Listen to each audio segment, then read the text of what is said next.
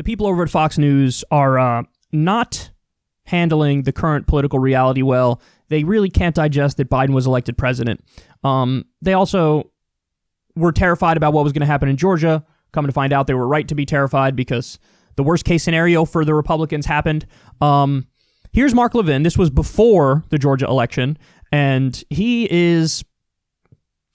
I'll let him speak for himself here, but he is insane, and he's making insane arguments. Declaration of Independence and Constitution are being destroyed by the Democrat Party and the media, and they want to destroy what's left of it. We know this because the Democrats have announced their intentions.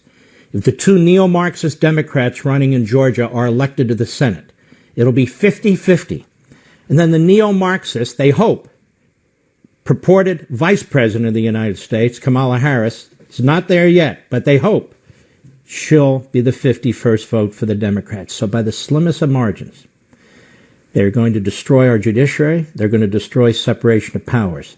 They're going to destroy the United States Senate by packing the United States Senate.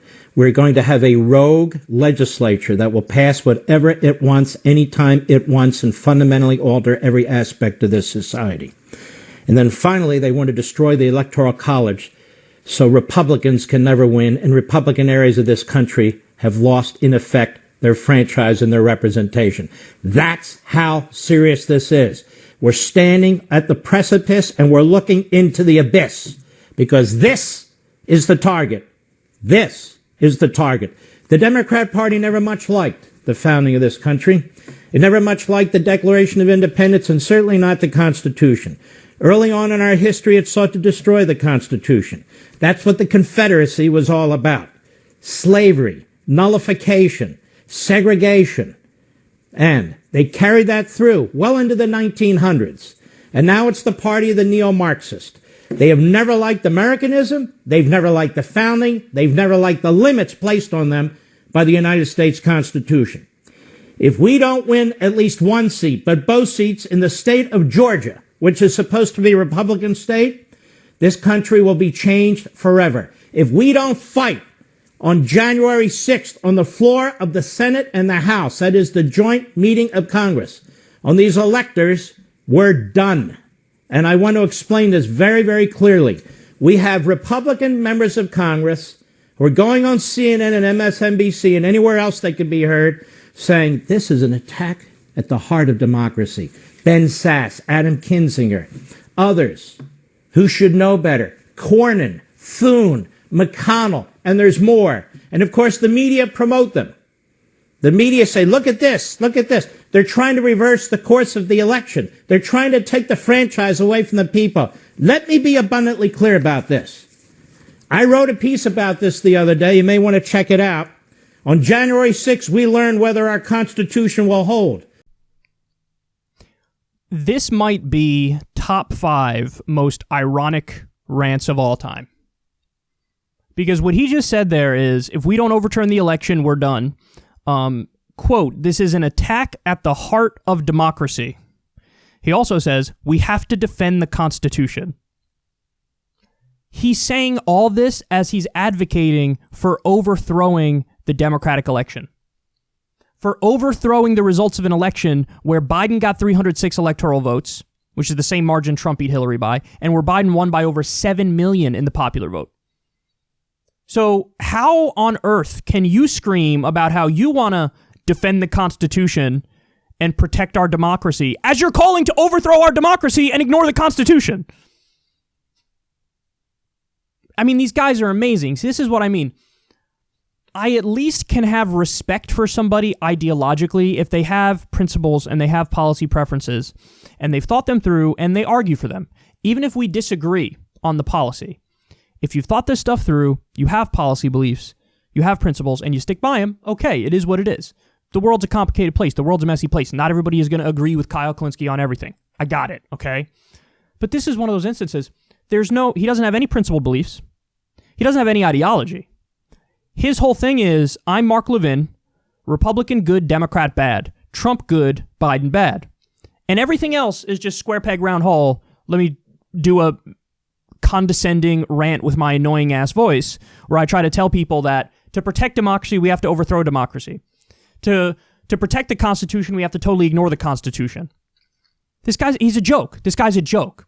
And this kind of extremism also leads to the further radicalization of the Republican base, which also has now turned them into people who watch One America News Network more than Fox News, people that watch Newsmax more than Fox News, because at least most of the hosts on Fox News were intelligent enough to admit, yeah, the election's over, Biden won. Hey, Mark, you've had your day in court. Well over 50 court cases. You lost almost every single one. Trump lost every single one. You want to know why? Because he didn't win. He lost. Hold the L, son. Hold the L. I mean, and what was that part in the middle where he said they supported the Confederacy and segregation? Like what?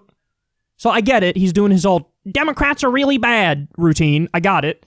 But you went all the way back to the Confederacy and segregation. You do know that those were the conservatives of the time, correct? Yes, it was conservatives in the Democratic Party, but there was this little thing called a political realignment, which happened in the 60s, which anybody who knows anything about politics would know that and admit that. This is what I mean. It seems like he's just a liar. Anybody who is in politics and has made a name in politics, and they try to obfuscate on the political realignment that happened in the 1960s, they have to be charlatans and con men and liars, because of course he knows that this isn't the same people. The people who were for the Confederacy and were for segregation. You had to know there was a political realignment. And then the Republicans started doing the Southern strategy, which is like, let's get all the Southern whites on our side. Incredible. It really is incredible. And then my favorite part is when he calls the Democratic candidates in Georgia neo-Marxists. John Ossoff is a centrist. He is. Very famously, he did that interview where he was asked straight up, do you support the Green New Deal? Do you support Medicare for all? And he was like, no. I wish he did. I wish he did support those things. But like, you're taking centrists and you're accusing them of being neo-Marxists when really, in many ways, they're like moderate Republicans. At least Biden is like a moderate Republican. Warnock might be a little bit better. We saw his sermons where he was arguing for universal health care and arguing to end the wars. I think that's great. But it's just so funny. Like, it doesn't matter what you say. They'll even call Joe Manchin a Marxist. I swear to God they will do that. You watch. Just wait and see. But yeah, they never liked the Constitution or the Declaration of Independence. This is another thing that he said. As you're arguing to ignore the Constitution, I don't know who could take these guys seriously. Who's his audience? Is it seriously all people who are on the mental decline in retirement homes? Because I don't know who this appeals to. Like, young conservatives watch this and they think, you go get him, Mark. It's hard to wrap my mind around that. I don't think that's happening.